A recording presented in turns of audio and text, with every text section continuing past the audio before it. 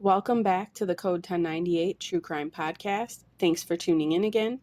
This week's episode is about a cold case from 20 plus years ago that happened in Racine County, Wisconsin. On July 21st, 1999, a young woman's body was found just off the side of the road in a cornfield on a rural county highway in the town of Raymond, which is located in Racine County, Wisconsin. The body of the young woman appeared to be malnourished, had several suspicious marks, burns, scratches, and cuts throughout her whole body.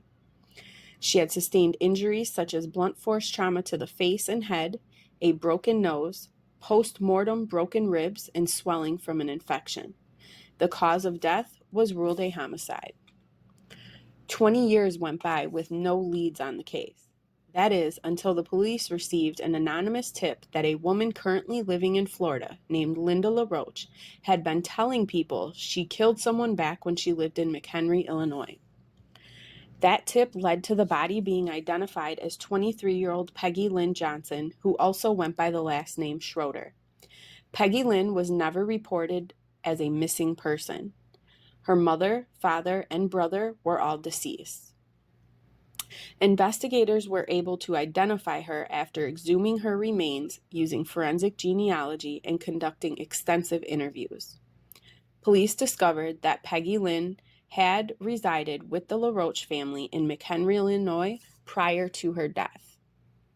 What investigators learned next was absolutely heartbreaking. Police say that Peggy Lynn went to a medical clinic in McHenry, Illinois seeking help, and that is where she met Linda LaRoche, who was a registered nurse at the time. LaRoche is said to have recognized Peggy's disability almost immediately. LaRoche claimed that she took her into her home, which is when police say Peggy Lynn began suffering long-term horrendous abuse and torture at the hands of Linda LaRoche. LaRoche took Peggy Lynn in to have her work as a housekeeper and or nanny in exchange for providing Peggy Lynn with a place to live. LaRoche is said to have been extremely verbally and mentally abusive toward Peggy Lynn. LaRoche was also physically abusive and would often slap Peggy Lynn in the head and face.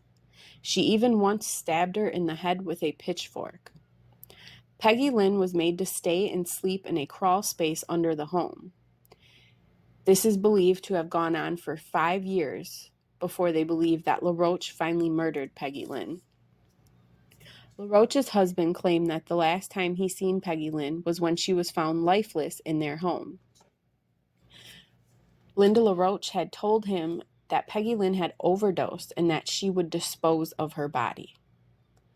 LaRoche has provided a few different stories about what happened to Peggy Lynn, including that she took her to a phone booth and made Peggy Lynn call her grandmother to come get her, who she then turned her over to.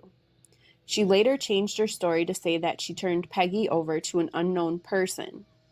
She once again changed her story and told them that she drove her to Wisconsin and left her on the side of the road in a rural area, but claimed that Peggy Lynn was perfectly healthy when she did so. LaRoche has also made claims that Peggy Lynn would steal, have men come to their home, and that she would go into the crawl space of their house to steal medication.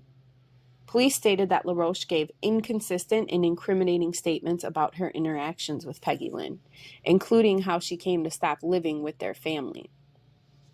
LaRoche was taken into custody in Florida where she was residing and waived her extradition to Wisconsin.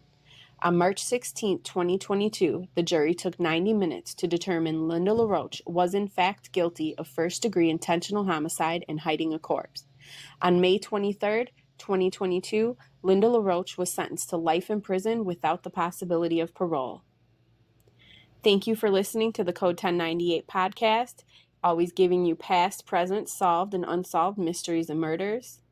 If you have any suggestions for cases or one that is personal to you, feel free to message us or leave a suggestion in the comments. Until next week.